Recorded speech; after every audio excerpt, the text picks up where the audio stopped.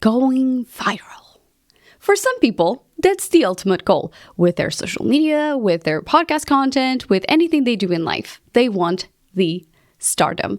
And for other people, that probably would be the worst thing to ever happen in their life because they like being just a regular person. And I got viral last week. And the first thing that I thought was, of course, I have to break it down for you and to explain what happened, what led to it, and of course, how did my podcast benefited or not from that virality. And when you go viral, so many thoughts go through your head. Is this gonna last forever? Will this make me rich? Will this make my podcast top 1 on whatever category you're in? I'm going to break down exactly how my post on Instagram that went viral for 24 hours straight with 164,000 views, over 2,000 likes, and a couple of haters later. Of course, because, that's the thing that happens, and that's the thing that most people are afraid of, because with the attention comes also some of the hate. But I will absolutely break down what happened, but also what you should consider and how to plan for these things so that you can convert virality into podcast downloads and all the good things that we want to benefit from. So, in case we haven't met, hi, I'm Anna Xavier. I'm a podcast marketing expert. And here at the podcast space, I explain to you how to use your podcast to become known online and how that podcast can become the most powerful tool in your business. Let's dive right into this episode. Okay, friends, before we delve into the episode where I explain what happened and why it went viral, let's just go through a few of the basics just to make sure that we're all in the same place in terms of knowledge and understand everything that I will be talking about later. Let's talk about publishing content and what happens when you publish content onto a social media platform. Everything that I'm going to be talking about, even though my experience was on Instagram, I'm going to be talking about in general, how social media platforms behave when you publish a piece of content, and that will shed a ton of light into how people behave and how algorithms behave. And yes, I am using plural algorithms because there's not such thing as one algorithm. In every social media platform, there's a multiple at play. And when you publish one post, that content isn't, let's say for me, I have over 2,000 followers. My content isn't going to be pushed to my 2,000 people. What is going to happen is that when you publish a piece of content, the algorithms are going to be, quote unquote, testing it. They take that piece of content and they test with a percentage of your audience. And that tends to be variable from platform to platform. Sometimes it's 1%, sometimes it's 10%, sometimes it's more than that. But again, it will really depend on the platform.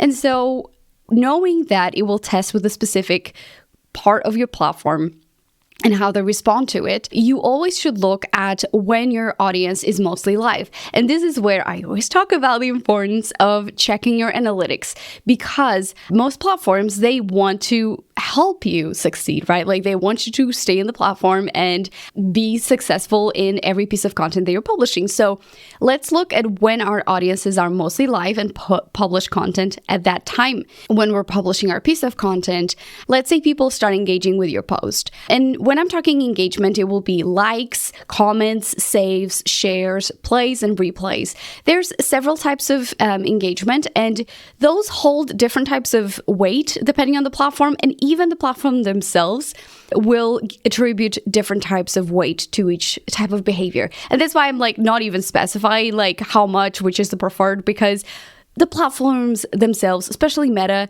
they change all the time. So it would be a disservice to do that. So people react to your post, and if they react, the algorithm is going to go, oh, okay, people like this post, and they continue to push it to the audience. And it will be a combination of your audience and an audience that is unknown to you, but they have the interests of the things that you talk about. So in my case, podcast content. And so if the audience engages, yes, the algorithm keeps pushing. If the audience doesn't engage with it, then the algorithm, quote unquote, understands that maybe this content isn't great. So we'll kind of hold off pushing that post to more people. Okay. So we understood that. And I'm not going to go into the shadow bans and all the things that's content for another episode. But as podcasters, we need to understand that when we don't get engagement from our audience, if we are posting at the time they are supposed to be available or online, if people are not engaging, it means that perhaps that content didn't resonate. And it can mean multiple things. They didn't get what you said, so it's more based on the content. Maybe in terms of graphics, it's not exciting enough. Maybe the design isn't awesome, or it's not for them. Like, let's say you talk to beginners and the advanced people will be like, okay, right? So that we understood.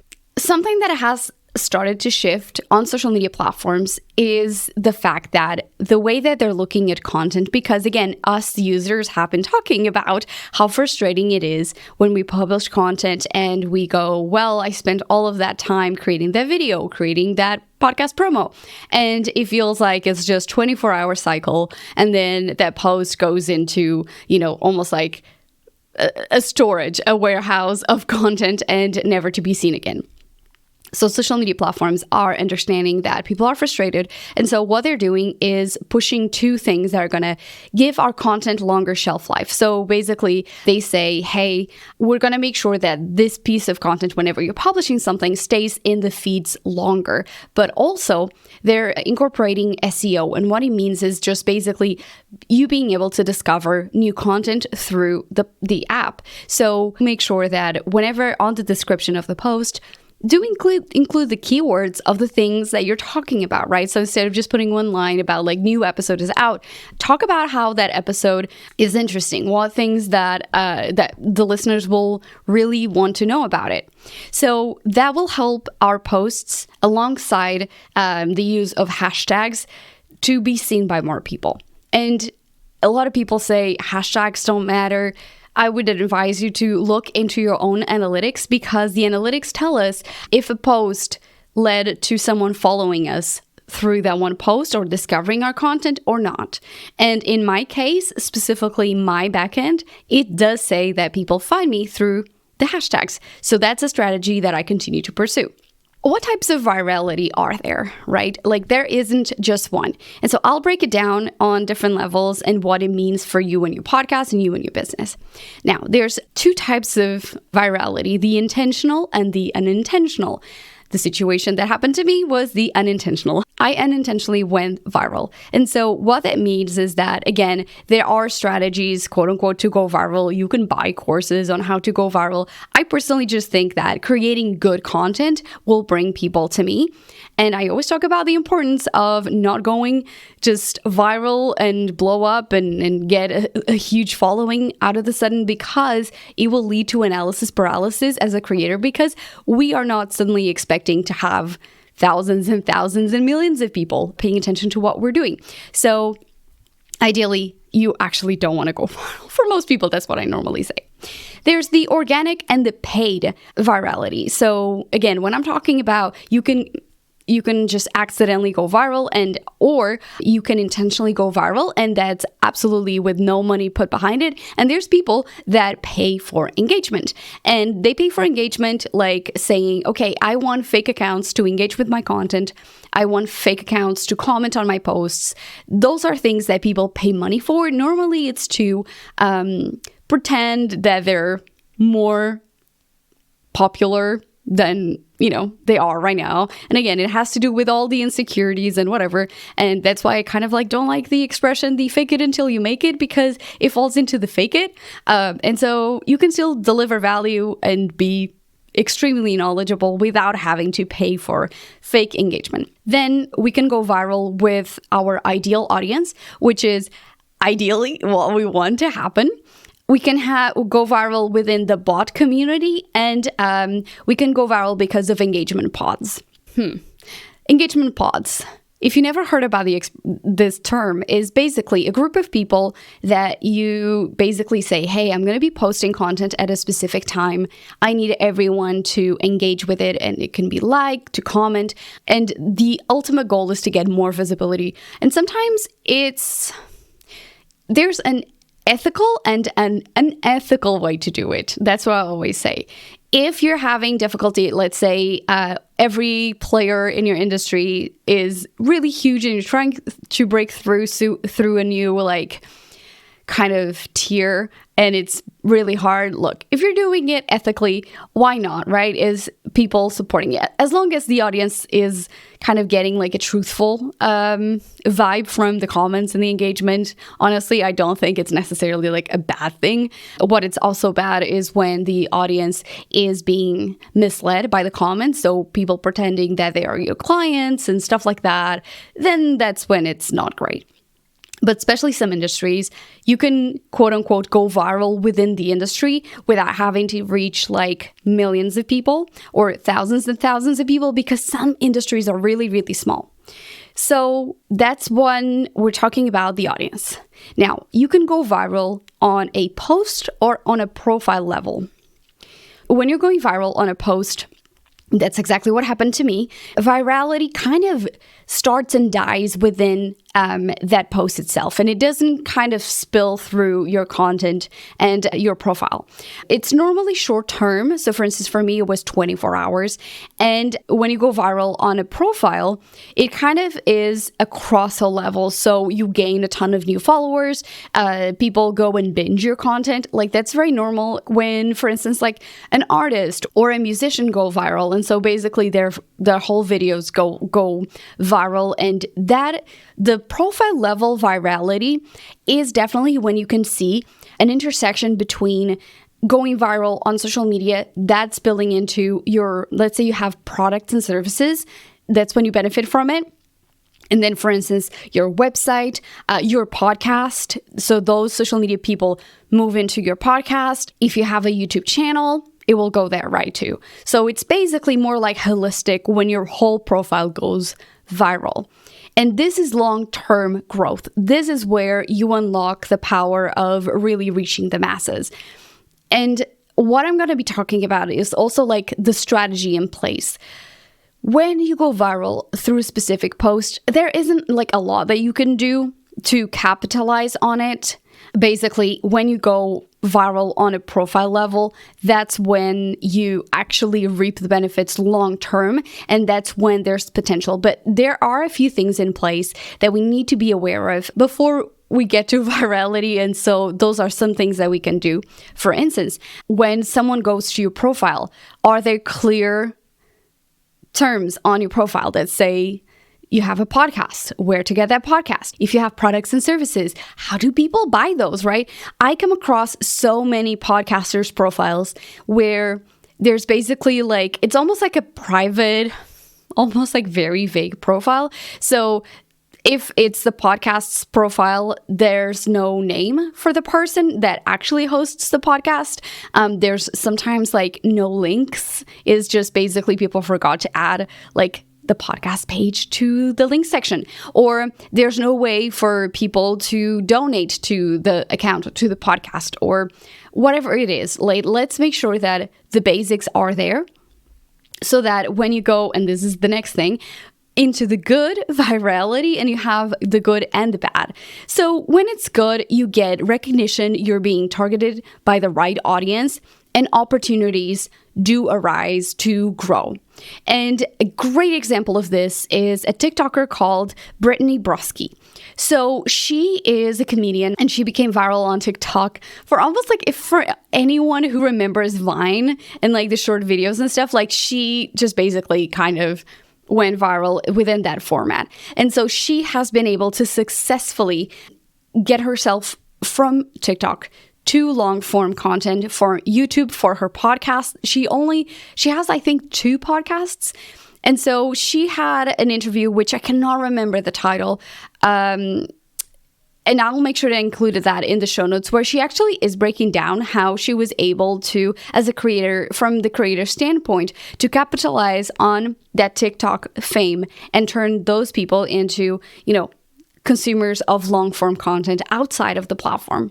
When you go viral for the wrong reasons, when there's bad virality, which is what most people are afraid of, which, to be honest, makes me laugh, because the people that are afraid of getting canceled or like getting hate on their content or disruption on their online presence normally are people that I would say like they actually don't have that much reason to be hated on or canceled. It's just afraid of like somebody criticizing them, which is fair. I get it. But if you live in fear, my friends, you're not going to go anywhere. And especially, I always say, hey, people are going to be criticizing you whether you do things or you don't. So you might as well live your best life and do the things you love. And if hate comes, which a little bit hate came through that viral post, it's fine. It is what it is. You personally, as a person, go through life and there'll be people that love who you are and really connect and resonate with you. And there'll be people that just don't like you for whatever reason.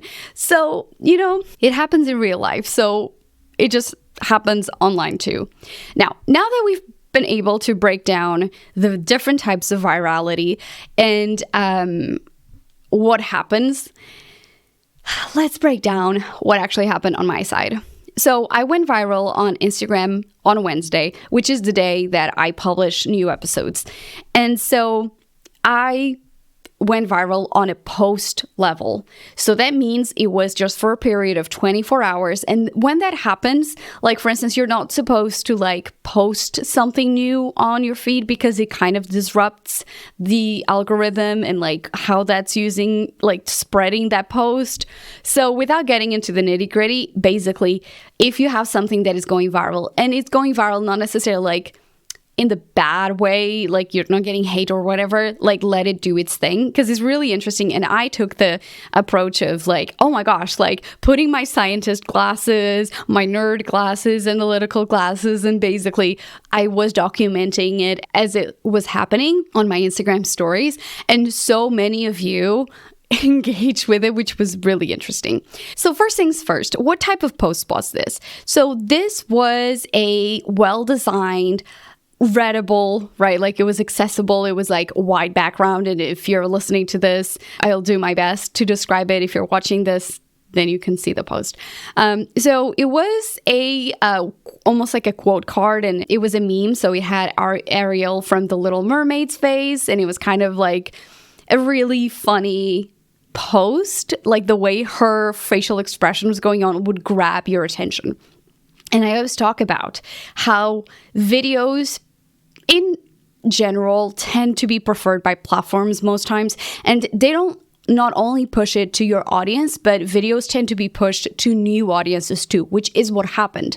So it's a meme, and memes, humor posts always tend to be really well received. So I knew that if anything was to go viral ever, it would be probably a meme. And again, that's why I do what I do with my content. Now, it also included some pop culture. The Little Mermaid especially got super popular last year with the release of the live action movie. So basically, I knew that those were some of the elements that are very common for platforms to really push forward and for users to get engaged on. And so I also knew that when I shared this post, I actually shared it at the time that most people would be engaging with the content. And so when I published it, I just had a consistent stream of engagement, and I knew, and I think I published this on a Tuesday, and basically I have a very big audience in Europe. So the time zone difference meant that early in the morning it started picking up, and it kept pushing and pushing and pushing. Now, I posted when my audience was mainly live in the US, but I also used hashtags. So the hashtags that I use were I always use hashtags that are kind of podcast related, and a combination of podcast related content and some generic ones. And it was World Voice Day. So I was let me use the hashtag World Voice Day, intention. And then I use your voice and Tip Tuesday. And honestly, as a multilingual, I always in terms of grammar, I always mix up when it's time to write the captions. Sometimes I write with the Portuguese grammar in mind. And so, for instance, instead of being Tuesday tip, I wrote Tip Tuesday. So those were the hashtags that I used, as well as podcast. And I'm guessing the Use Your Voice and Tip Tuesday were the ones that actually got some of that engagement because, again, I don't use those hashtags. And so let's talk about the audience. Who engaged with? One of the things that I talked about is that my content went viral with the wrong Instagram audience. What does that mean? What that means is that it was definitely not my ideal audience. It wasn't majorly going viral with the audience that cares and talks about podcast. Some audience, new members, came through on that post, but for most of them, that was not that. So who were these people? Because I knew that I was going to have a hard time looking through all of these people. I was doing it almost every 45 minutes. I was taking screenshots. I was looking at some random people. I would be like, okay, 5 people engage with this. Let me click on one profile. And I'll kind of like take notes of what this person was like primarily looking like. So what was their feed like? What was the handle? What type of content were they engaging? What was written in their Instagram bio? And so basically bots. So the way that you can tell that your profile goes viral with bots is that it's like, Anna Xavier 532 would be the username of that person. And then it would be a private profile, and it would be a profile that had, really random photos. So let's say a chair. There was a guy that had 4 videos and 2 photos, and all of them were like of the same chair. Like, who does that, right? And in terms of the username, look at all the people in your life. For most people, if they're using numbers in their handle, it's intentional. So let's say it's the house number they lived in, or it's the postcode, or it's, it's something intentional. And when it's just like a combination of multiple numbers and somebody never took the time to amend their profile name, you know their handle, that it's not a real person. The second audience that I noticed were artsy teenagers. And I was looking on my analytics, and suddenly my analytics say that my content is being pushed to people who are like 13 to 16, and then like under the 25-year bracket. And that's not the kind of person that I want to see my content. I want decision makers in the household. I want people who are at least 25, because it means that as a service provider and someone who has online courses, I want the audience who is seeing my content to not only take knowledge that I'm sharing, but also to become customers, right? Like, that is the goal. So if I have teenagers, and none of my content is for small business owners and entrepreneurs who are impact driven. So of course it makes no sense. So again, artsy teenagers, definitely not the vibe. And then the last one was just very, very interesting, because it was men who said in their profile they were either married or engaged to someone, and they had some words about like God or religion. And if you've been here long enough, that my core audience is women. I primarily talk about content driven to women and multilinguals, and never really about religion. So there's no reason why these people would engage with it. And very, very few of them had any podcast references on their profile. So it's not that these people were mysteriously like having any connections to podcasting. It just basically, the algorithm pushed the content out, and somehow the bots, and I think it was really about the hashtags, picked that up, and some people were engaging with it, again, because it's a meme, it's recognizable, it's Arial and all of that. But the type of content that I had written on that post that was talking about how, like, when I tell podcasters that without a content strategy, they won't get any customers from the show, and then the reaction being Ariel kind of annoyed. Like, that's not something that most people would engage with. It's not something that, to the masses, they would resonate with it. So, again, 163,000 views and over 2,000 likes. And I think 60 saves or something like that. So, basically, like, some people engage with it, and the problem is like you can't really see like the shares, so people could be sending it to private messages, others could be publicly sharing, but I don't see, so I don't know. But just looking through the profiles of these people, it wasn't resonating. And the final thing that makes me understand that they were not the audience that I wanted to get connected to, it's because how does that virality turn into followers? Well, only 26 people followed me out of that one post, which, it's kind of nice. Again, a lot of them were bots. So by now it's almost been a week. So probably those bots like unfollow when you don't follow them back. So basically, like, I'm not worried. I'm just going to wait for them to unfollow me. But a ton of people who followed me were podcasters. So, from 26 people from one single post, that's actually pretty good. But it's just really interesting to me that, again, like, how many inquiries did I get? 0. How many new listeners did I get? Well, that day was the day where I launched a podcast. And so I looked into my Captivate analytics, which, by the way, I have an affiliate link in the show notes because I love that I get to see how many unique listeners I had throughout this period. So throughout this period of 72 hours, because I was like, I want to go beyond the 24 hours, I had 33 unique listeners and 45 downloads. So absolutely not even the most downloads I get in a week or in 72 hours. So it's not converting into new podcast listeners.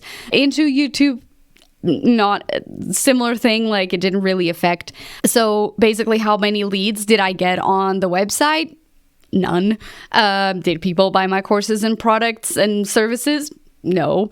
Now, it would have been something that would have been spilling into my overall social media and website and DMs and inquiries about products and services if it had been my ideal audience on social media, because they'd be like, oh my gosh, can't believe that I've just found you. I have a problem. I want you to help me solve it.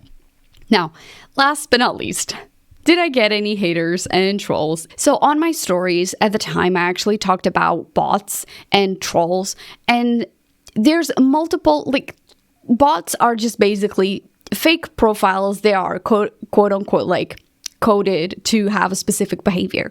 And so some of them will just basically comment crap on your profile and be nasty to you just to increase engagement. And other people will just be kind of like not cognizant of the fact that, like, there's not a human. So some people just go on the internet and just like spew out whatever, bad things are happening in their life, and they just take it on everybody else. Now, there was 2 comments that were a little bit nasty. One of them, when someone in my community confronted that person about the comment they made not being really nice, that person even apologized and then deleted the comment. But I do have a screenshot of that, so But I thought it was really interesting. And all I thought was like, look, if these are comments, just that's part of life, right? Like, you're going to get people that don't like you. I would just say it's part of becoming, you've made it when you get people to hate on you or people to copy you, right? That's just, it is. So I would say don't get influenced by it. If you are getting a ton of hate, like on a scale that is, more than the normal comments, yeah, that's going to be tough. But I would always say, for one comment that is mean, there's 100 comments that will say nice things about you. And if they don't, I would probably bring it to your audience and be like, hey, like, all I'm getting is hate. If you like my content, can you please voice it a bit more so that, like, I'm getting as well, like, people that are benefiting from it? Because otherwise I'm going to shut down shop, right? And that's something that happens with podcast content as well. I see a lot of people overthinking the episodes, especially on YouTube now, where you get a ton of new people who may not know who you are. And so a lot of people are afraid of, like, saying the wrong thing. Like, every single time I post a podcast episode on social media or on YouTube, I always think about, like, oh man, like, there was this one thing that I didn't explain in depth. And so could they maybe, like, be misunderstanding? And I'm just like, look, I can't just re-record things ad eternum. Like, I can't. So some things I'm going to be making a mistake and I'm like, oh, well, it happened, right? Not my intention, but I can't just obsess over the things that are not going well. So now, is there anything to celebrate at all from the fact that I went viral with the wrong audience that don't really care about podcasting? I didn't convert any of these new followers into leads, that nobody inquired about my products and services in the DMs, that it didn't necessarily like turn into new podcast listeners. Is there anything to celebrate at all? Yes, there is. And when I talk about the importance of looking at everything as an opportunity, one, to learn, but also to connect with your audience, the amount of people who were on the DMs as I was documenting this in real time and share with me things that when they went viral, what happened to them. Other people who were like, I just want to say that I really appreciate your content. I never really engage with it, but like, this is so fascinating that you're bringing us along to the journey. So again, I engage with people that normally don't engage with my content, but also like my DMs were just blowing up. People were like, oh my gosh, this is so cool seeing you go viral. Like, I love your content. And I'm like, oh, thanks. Like, it just provided a ton of opportunities, even though the end goal didn't bring me to like the result, quote unquote. And as a marketing expert for podcasters, like I thought that it was the perfect opportunity to flex my expert muscle and break down like, hey, going viral is a fear that most of you have, because what if you go viral on the wrong side of Instagram or whatever? That was something that people like did mention. Like, I really appreciate how you break down everything and how much you share with us. And I was like, oh, that's cool. So again, looking at the long term, using this as an opportunity to use my expertise to explain why something is happening and what are like the things that you will think about and what could happen and blah, blah, blah.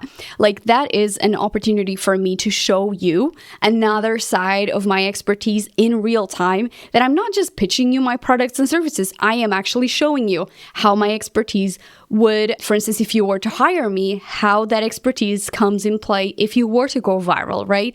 So that's something that I thought was really interesting to showcase. So in terms of engagement with my core audience, it actually went up because, again, the people that were on the profile level, the engagement was going up by the right audience because I was capitalizing on it. I was like, okay, use this as an opportunity with the people that do care about podcasting to bring them along the journey. And, you know, the people that I don't normally engage with were engaging with my account, that they kind of like what I call the window shoppers, people who like literally watch every single story that you post, but never engage. Those people started engaging, which was awesome. And yeah, I got to create this podcast episode for you and break down what happened, explain the types of viral content, when you can monetize it and capitalize on it, and when you get opportunities, when you don't. This podcast episode wouldn't have happened. I mean, I could have, because I had clients and I worked in spaces where we actually run campaigns that went viral. So it's not that this was new to me, but I thought, you know, from the perspective of the creator, was a really interesting episode to create, right? So what were your thoughts on this? I would love to know. If you went viral, let me know. I'm at The Podcast Space on Instagram. I will include in the show notes an episode where I'm talking about like what not to do on social media. I can't recall the episode number, but basically what you're doing on a social media that is leading to no engagement, or, you know, the type of engagement isn't necessarily like meaningful. So that ties in with this episode. I definitely think you should listen to it. And if you need help on your podcast journey, if your social media is very stale and you can't figure out why your podcast content isn't resonating with your audience, I'm here for you. I work with podcasters on all the processes from idea and inception of a podcast episode all the way to the marketing of it and how you can use your social media more effectively to get the recognition you deserve. And I've been Anna Xavier. All the content will be at thepodcastspace.com/podcast. This is episode 67, if I'm not mistaken. But just my invite, as always, keep creating content that's imperfect but moves you forward. I'll see you in the next episode.